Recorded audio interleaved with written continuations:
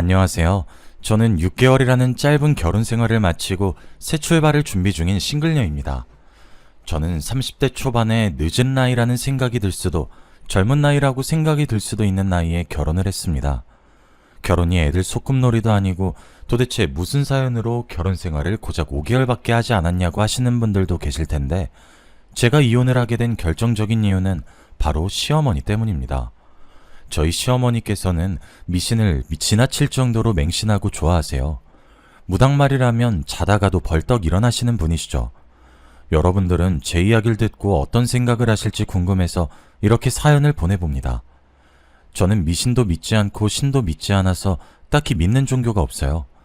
저희 집안이 불교긴 하지만 부모님께서 종교 강요를 하지 않아서 무교로 살아가고 있어요. 어릴 때야 멋모르고 부모님이 가시니까 아무 생각 없이 절에 따라가긴 했었어요. 딱 거기까지일 뿐 어느 정도 커선 절에도 안 가고 아무런 종교 없이 살았어요.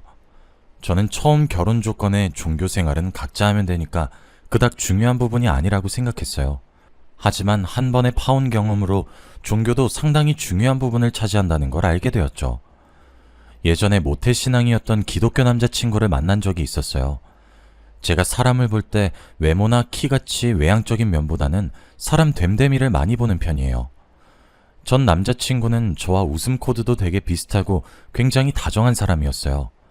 이 사람과 만나면서 결혼까지 하게 된다면 남은 인생 행복할 것 같다는 생각을 했었죠. 전 남자친구는 제게 결혼하자고 청혼을 했고 저는 기쁜 마음으로 받아들였어요. 그렇게 저희는 상견례를 했고 전 남자친구의 부모님을 만나 뵙게 되었죠. 저는 시댁 집안이 모태신앙 기독교인 것도 알고 있었어요. 하지만 자신들의 종교를 제게 억지로 강요할 생각은 없다고 하더라고요. 그래서 더욱더 결혼을 결심하게 되었고 그때까지 아무 일 없이 괜찮았어요. 하지만 결혼 날짜를 잡고 이런저런 이유로 계속 전 남자친구의 부모님을 만나게 되었는데 만날 때마다 예수님이 어쩌고 얘기를 하면서 은근슬쩍 교회 얘기를 계속 하시는 거예요. 이제 둘이 결혼할 사이이고 우리 집 식구가 될 건데 우리랑 같이 교회 다니는 게 어때? 예배도 같이 가고 말이야. 새벽 기도는 가라는 말 안 할게. 어머님, 종교 강요는 안 하신다고 하셨었잖아요. 저는 교회 다닐 생각이 없어요. 교회뿐만 아니라 절, 성당, 어떠한 곳도 갈 생각이 없어요. 죄송해요. 안 다녀봐서 그런 거지. 한번 다녀보면 나쁘지 않아. 좋은 사람들도 얼마나 많은데. 우리랑 같이 다니자. 죄송해요, 어머님. 몇 번이고 같이 다니자 말씀하셔도 제 대답은 언제나 똑같아요. 전 어떠한 신도 믿지 않아요. 정말 죄송합니다. 결혼 날짜가 다가올수록 교회 다니라는 전 남자친구와 어머니의 압박은 계속됐어요. 자꾸 전 남자친구 어머니와의 의견이 부딪히니 결혼이 망설여지더라고요. 아직 결혼 전인데도 이러시는데 결혼 후엔 얼마나 강요하실까 겁이 났어요. 그래서 저는 전 남자친구에게 이별을 구했고 저희는 파혼을 했어요. 처음엔 어떤 종교를 가졌든 서로의 종교관에 대해 이해해주면 괜찮을 것 같았는데 이젠 무교가 아니라면 결혼하고 싶은 마음이 완전히 사라져버렸어요. 하지만 무교인지 아닌지 계속 확인해보면서 만날 수도 없는 노릇이라 그 뒤로는 결혼할 거라는 생각은 버리고 정말 가볍게 만났었어요. 그러다 우연히 친구 생일 파티에 초대되어서 간 적이 있었어요. 친구들과 섞여서 이야기도 하고 게임도 하면서 즐거운 시간을 보내고 있었죠. 재밌게 놀고 집으로 돌아가려고 하는데 누군가 저를 부르더라고요. 저를 부르는 소리에 뒤돌아보니 아까 같이 놀던 사람들 중 한 명이더라고요. 뛰어온 건지 손으로 다리를 짚으면서 고개를 숙인 채 숨을 헐떡이고 있는 거예요. 어느 정도 안정이 됐을 때 머리를 매만지더니 수줍게 자신의 휴대전화를 제게 내밀더라고요. 제가 가만히 그분의 휴대전화를 바라보기만 했고 그분은 휴대전화를 다시 가지고 가는 거예요. 번호 달라는 건 실례죠? 잠시만요. 이거 제 번호거든요. 괜찮으시다면 연락주세요. 싫으시다면 번호 적힌 종인 그냥 버리셔도 괜찮아요. 아, 번호 물어보려고 하신 거구나. 뜬금없이 휴대전화만 내미셔서 제가 휴대전화 떨어뜨리고 온 줄 알았어요. 저도 번호 알려드릴게요. 이거 긍정의 의미로 받아들여도 되는 거죠? 지연 씨도 제가 마음에 드는 거죠? 혹시 거절하면 제가 민망할까봐 예의상 주신 건데 제가 오해한 건가요? 아니에요. 저도 승우 씨 마음에 들어요. 그래서 번호 드리는 거예요. 저 아무한테나 번호 주고 그런 사람 아니에요. 저와 남편의 첫 만남은 이렇게 평범하게 시작되었어요. 어느 연인들처럼 알콩달콩한 연애를 하다가도 살벌하게 싸우기도 했어요. 그래도 전 남자친구만큼이나 잘 맞는 남자였어요. 종교만 무교라면 당장이라도 결혼할 수 있을 만큼 모든 것이 잘 맞았어요. 그러다 드라마를 같이 보고 있었는데 신부님 역할을 한 배우가 나온 거예요. 배우 얘기하면서 자연스럽게 종교가 어떻게 되는지 물어봐야겠다는 생각이 들었어요.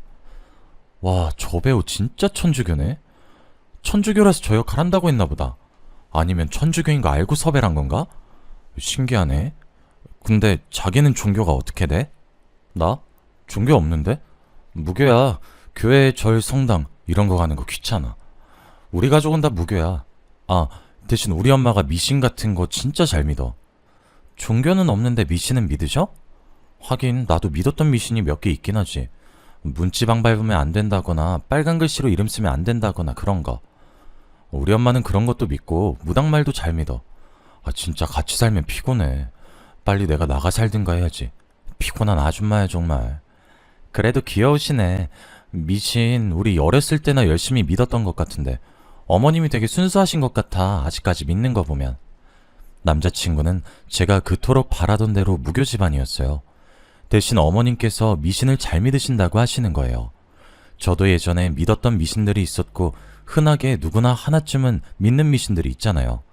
그래서 미신쯤이야 별거 아니라고 생각하고 신경을 안 썼어요. 저는 이 미신이 제 발목을 잡을 줄은 꿈에도 몰랐지만요. 남자친구가 무교란 이야기를 들은 후로 결혼이 더 하고 싶었어요. 전 남자친구보다 괜찮은 성격에 더군다나 무교라는데 안 할 이유가 없잖아요. 저는 남자친구와의 결혼을 결심했고 쇳불도 단김에 빼란 말이 있듯이 결혼을 결심한 순간부터 프로포즈 준비를 하기 시작했어요. 꼭 남자가 프로포즈 하라는 법은 없으니 제가 먼저 프로포즈를 했어요.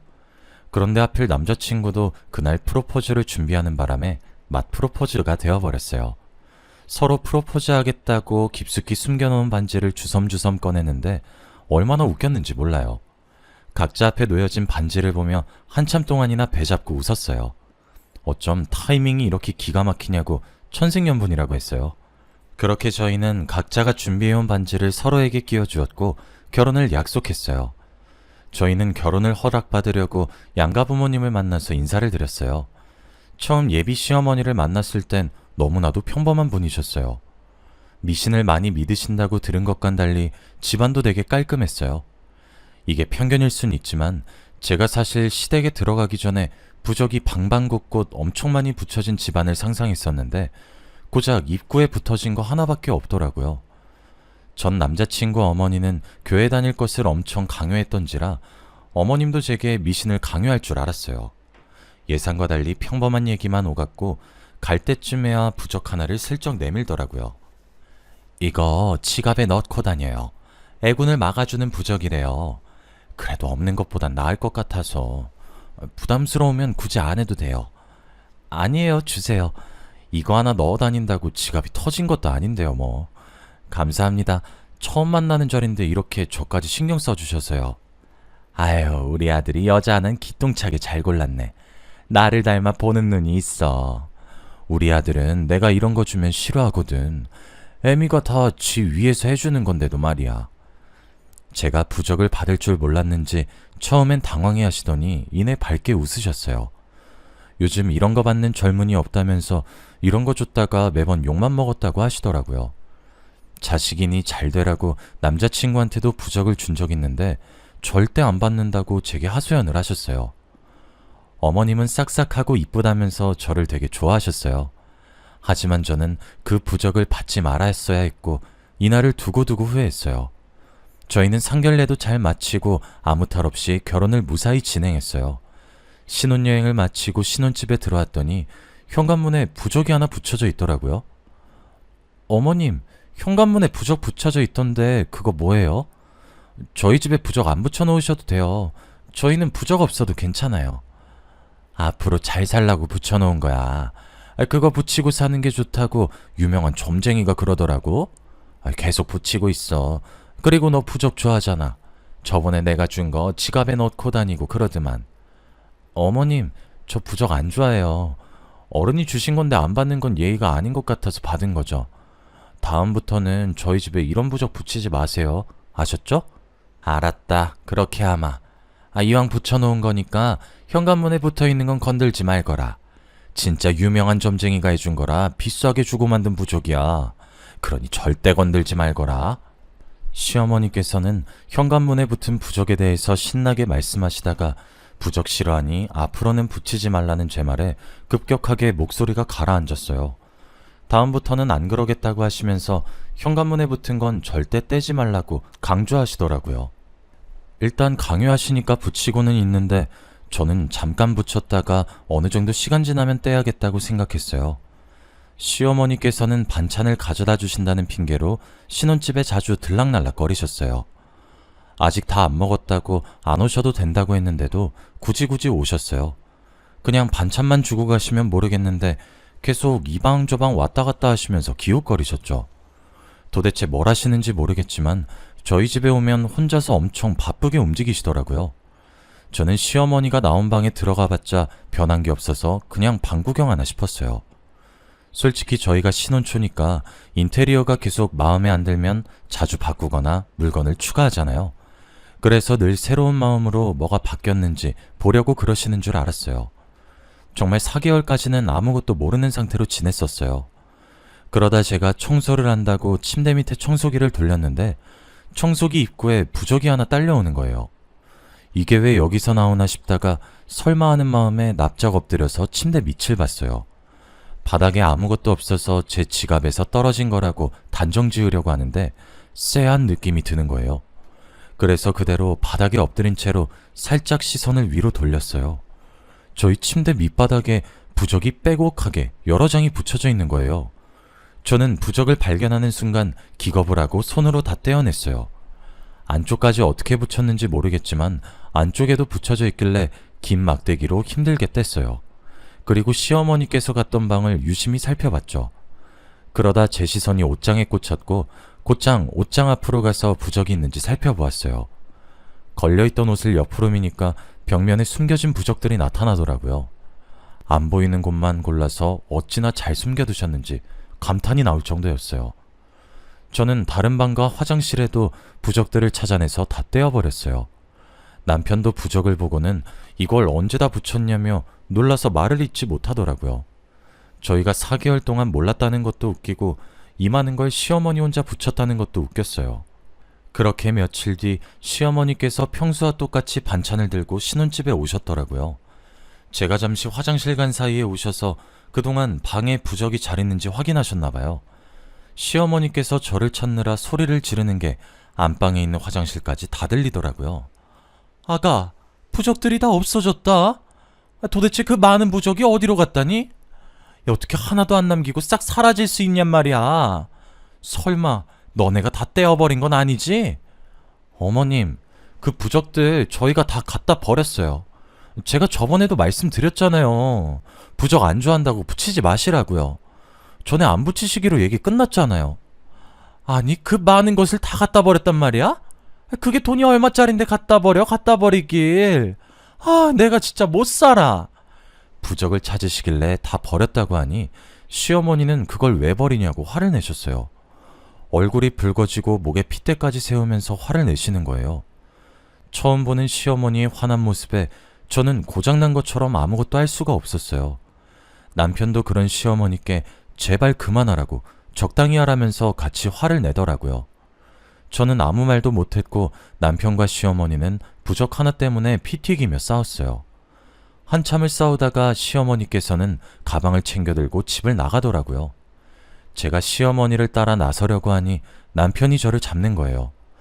또 온 집안 방방곳곳에 부적들을 붙인 채로 지내고 싶냐면서요. 당신 어머니 따라 나가지 마. 또 온 집안에 부적들 붙이면서 지내고 싶어? 당신 지금 어머니 따라 나가면 다시 그 많은 부적들 제자리로 돌아갈 거야. 그건 싫지만 어머니 저러고 나가서 사고라도 당하면 어떡해. 평상시에도 왔다 갔다 잘하셨는데 뭘. 신경 쓰지 마. 나는 다신 부적이랑 가까이 하고 싶지 않아. 꼴도 보기 싫어. 우리가 이 정도까지 했는데 어머니께서 또 부적 들고 오시진 않겠지? 느낌이 안 좋아. 어머니 나중에 다시 부적 들고 나타나실 것 같아. 헤이, 이렇게까지 했는데 또 부적 들고 오신다고? 아닐 거야. 나 그럼 어머니한테 진짜 화낼 거야. 오늘보다 더 심하게 할 거야. 시어머니께서 그렇게 나간 뒤로 저는 마음 한켠이 불안했어요. 언젠간 다시 양손에 부적을 가득 들고 있는 시어머니가 저희 집에 올 것만 같았거든요. 제가 계속 불안해해서 그런지 시어머니랑 싸우고 며칠 뒤부터 악몽도 꾸기 시작하는 거예요. 누군가가 무기가 될 만한 것들을 손에 들고 저를 뒤쫓아온다거나 제가 누군가에게 발각되지 않게 도망가서 숨는다거나 하는 악몽을 많이 꿨어요. 한 번은 가위에 눌린 것 마냥 아무것도 움직일 수가 없었고 말을 할 수도 없었어요. 몇 번이나 악몽에 시달리니까 기력이 쇠약해지더라고요. 친정어머니도 제 몰골을 보시더니 놀라서 보약을 지어주셨는데 아무리 기력에 좋은 음식을 먹어도 날이 갈수록 몸이 더 안 좋아졌어요. 남편은 혹시나 제가 병이라도 걸린 게 아닌지 엄청 걱정을 하더라고요. 병원에 가보는 거 어떠냐고 하는데 그 정도는 아니라고 병원에 가지 않았거든요. 그런데 갈수록 몸이 말라가고 힘도 쫙 빠지는 거예요. 진짜 병이라도 있나 싶어서 병원에 가봤더니 아무 이상이 없다고 하더라고요. 의사 선생님도 저를 보고 아무 병 없는 게 오히려 이상하다고 할 지경이었어요. 도대체 뭐가 문제인지 도통 모르겠더라고요. 잠시 요양이라도 떠나야겠다는 생각에 짐을 싸려고 옷장에 있는 옷들을 꺼냈는데 옷을 빼고 비어있는 틈 사이로 무언가가 보이는 거예요. 설마 하는 마음에 저번처럼 옷을 한쪽으로 밀었는데 또 부적이 나오는 거예요. 부적이 보이자마자 미친 사람처럼 온 집안을 헤집고 다녔어요. 저번이랑 똑같은 위치로 안방 침대 밑바닥에도 부적이 다닥다닥 붙어 있더라고요. 저는 집안에 붙어 있던 부적들을 찾아내서 모조리 다 떼어냈어요. 그리고 바로 시어머니께 전화를 했어요. 어머님, 도대체 이 부적들은 또 언제 붙이신 거예요? 도대체 왜 계속 붙이시는 거예요? 한동안 저희 집 안 오셨잖아요. 도대체 언제 와서 붙이신 거예요? 이번엔 오래 갈 줄 알았더니 그래서 그것도 다 떼서버렸니? 그건 우리 아들한테 좋다고 해서 붙인 거니까 네가 열낼 거 없다. 제발 부적 좀 붙이지 마세요. 네? 남편도 싫다고 하는데 왜 계속 그러는 거예요? 우리 아들이 싫어한다고? 누가 그러니? 나 그 부적 아들한테 허락받고 정정당당하게 붙인 거야. 네 남편도 내가 그 부적 붙인 거 알고 있다고. 남편이요? 거짓말하지 마세요. 제가 속을 줄 아세요? 저번에 그이가 어머님한테 화낸 거 잊으셨어요? 그런 사람이 부적 붙이게 허락을 했다고요? 속는 셈 치고 하나 붙여줬더니 효과 좋은 것 같다고 더 붙여달라고 하던데 못 믿겠으면 네 남편한테 물어보든가. 그리고 너 요즘 몸 안 좋은 것 같다더라. 근데 지금 기력이 넘치네? 제 몸은 제가 알아서 할 거예요. 또 이상한 부적 쓸 생각이시면 접으세요. 내가 너한테 부적을 왜 쓰니? 돈 아깝게. 난 우리 아들을 위한 부적밖에 안 써. 제가 부적 때문에 따지자 시어머니는 남편에게 허락을 받고 저희 집에 부적을 붙였다고 하시는 거예요. 저번에 남편이 부적 싫다고 그렇게 화를 냈었는데 허락했다니 이해가 안 갔어요. 남편 퇴근 후에 물어봤더니 부적 붙인 뒤로 정신건강이 좋아진 느낌이라 더 붙이라고 했다더라고요. 그러더니 저한테 다 떼버렸냐고 묻더니 왜 뗐냐고 화를 내는 거예요. 저는 이제 더 이상 남편도 제정신이 아니란 생각을 했어요. 그러다 며칠 뒤 시어머니께서 또 신혼집에 와서는 문을 엄청 두드리는 거예요. 한창 반찬 자주 가져다 주실 땐 매번 문 열어드리기 귀찮아서 비밀번호를 가르쳐 줬었거든요. 제가 없을 때도 저희 집에 오는 것 같아서 시어머니 몰래 비밀번호를 바꿔버렸어요. 비밀번호가 맞지 않자 문이 부서지라 두드리셨어요. 저는 문을 열어줄까 말까 많이 망설이다가 계속 저렇게 놔두면 시끄러워서 주민들한테 피해줄까봐 문을 열어주었어요. 제가 문을 열어주자마자 십자가를 제 이마에 탁 소리가 날 만큼 세게 내려치더라고요. 너무 놀라기도 하고 아파서 손으로 이마를 감싸주었어요. 그랬더니 시어머니께서는 뭘 먹고 힘이 좋은 건지 제 손을 치우더니 다시 한번 탁 소리가 나게 십자가를 제 이마에 내려치시는 거예요. 제가 손으로 이마를 감쌀 틈도 없이 십자가를 다시 제 이마에 대더니 본인 주머니에 손을 넣고 무언가를 짚더라고요. 주머니에 있던 무언가를 꺼내서 제게 마구마구 던지기 시작했어요. 얼굴에도 맞고 몸에도 맞았는데 딱딱한 알갱이 같은 것들이라 너무 아프더라고요. 하지 말라고 울부짖어도 시어머니는 표정 변화 없이 계속 제게 던지시는 거예요. 떨어진 것들을 보니 무언가의 정체는 팥이었어요. 시어머니는 다시 주머니에서 팥을 움켜쥐더니 저를 보면서 물러가라를 외치며 다시 던지시더라고요. 우리 아들 나쁜 기운들 네가 다 가져간다고 해서 결혼시켜놨더니 부적을 다 떼버려? 그 부적이 어떤 부적인데 다 떼버렸단 말이냐? 잡기나 씌인 게. 죽어! 죽어! 어머님, 그만하세요. 너무 아파요. 그러니까 제발 그만하세요. 네 꼴을 보아하니 역시 부적이 효과가 있었던 거야. 돈을 들인 보람이 있어. 우리 집안 망치는 이 흉물. 너는 우리 아들 애빠지. 그 이상도 그 이하도 아니야. 시어머니는 무섭도록 싸늘한 표정을 하고 혼자서 무어라 중얼거렸어요. 그러더니 대뜸 죽으라고 소리치더니 다시 중얼중얼 거리더라고요. 자세히 들어보니 점쟁이가 남편이 저와 결혼하면 제가 나쁜 기운을 다 빨아들여서 남편의 기력이 좋아진다고 했나봐요. 그래서 저와의 결혼을 허락했다는 거예요.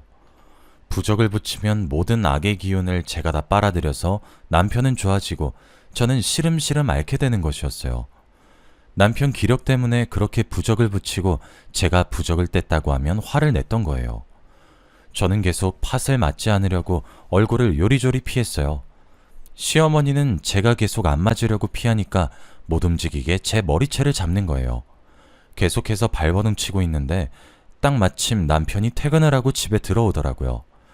저는 남편이 이 모습을 보면 시어머니를 말려줄 거라고 생각했어요. 하지만 말려주긴커녕 제 양팔을 잡고 시어머니가 팥을 던지기 쉽게 만들어주더라고요. 여보, 가만히 있어. 어머니가 우리한테 나쁜 거라도 하시겠어? 다 우리 위해서 이렇게 하시는 거니까 당신이 조금만 참아.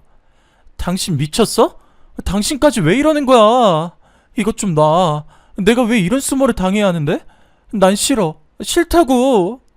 그냥 얌전히 맞고 있으면 빨리 끝날 일인데 왜 질질 끌려고 그래? 딱 1분만 눈 감고 그냥 맞으면 안 돼? 그게 그렇게 어려워? 그럼 당신이나 맞아. 나 대신 당신이 맞으라고. 그러면 되겠네. 빨리 놔. 이거 놓으라고. 나 진짜 당신들 신고할 거야. 시어머니의 눈은 이미 미친 사람처럼 제정신이 아닌 듯해 보였고 남편도 미신 같은 건 절대 안 믿을 줄 알았는데 동참을 하고 있더라고요. 자기도 저처럼 미신 같은 거 안 믿는 사람이지 않았냐면서 그런데 이번에 부적 효과 제대로 봤다면서 저도 속는 셈 치고 가만히 있어 보라는 거예요. 저는 계속 발버둥 치다가 발꿈치로 남편의 발등을 있는 힘껏 세게 내려 찍었어요. 남편은 저를 잡고 있던 손을 놓고 자기의 발등을 감싸주었어요. 저는 그 틈에 아무것도 챙기지 못하고 그대로 집에서 도망 나왔어요. 갈 곳이 없어서 친정으로 왔고 저는 부모님께 제가 당했던 것을 말씀드렸어요. 네가 여긴 어쩐 일로? 근데 너 꼴이 그게 뭐야? 무슨 일 있었던 거야? 어머, 신발도 없이 너 맨발로 여기까지 온 거야? 엄마, 나 이혼할 거야. 도저히 못 살겠어. 내가 방금 뭔 짓을 당하고 온 줄 알아? 여기 머리카락에 팥 붙은 거 보이지? 나 시어머니한테 팥 맞았어. 팥? 아니 네가 팥을 왜 맞아? 울지 말고 무슨 일 있었는지 엄마한테 다 얘기해봐. 1년을 산 것도 아니고 이제 결혼한 지 6개월밖에 안 됐는데 왜 이혼을 한다는 거야? 나보고 잡기라고 요망한 흉물이라고 그러고 나는 남편의 액바지 그 이상도 그 이하도 아니래. 남편 아끼운 내가 다 가져가라고 결혼 허락한 거였대. 진짜 어이없지. 아니 그게 다 무슨 말이야. 너를 김서방 액바지 하려고 며느리로 삼았단 말이야? 이게 말이니 방구니? 무슨 그런 어이없는 집안이 다 있어? 당장 이혼해. 안 되겠다. 친정어머니도 제 이야기를 듣는 내내 어이없어 하시더라고요. 어떻게 남의 집 귀한 자식을 자기 집 아들 액바지로 받들일 수 있냐고요. 어머니는 당장 이혼하라고 했고 아버지는 골프채를 들더니 신혼집에 찾아갈 기세시더라고요. 저는 괜히 일 크게 만들지 말자고 저런 집안에 시집 갔다는 것 자체가 수치스럽다고 조용히 이혼하고 싶다고 하면서 아버지를 말렸어요. 와중에 남편이 계속 저한테 전화를 하더라고요.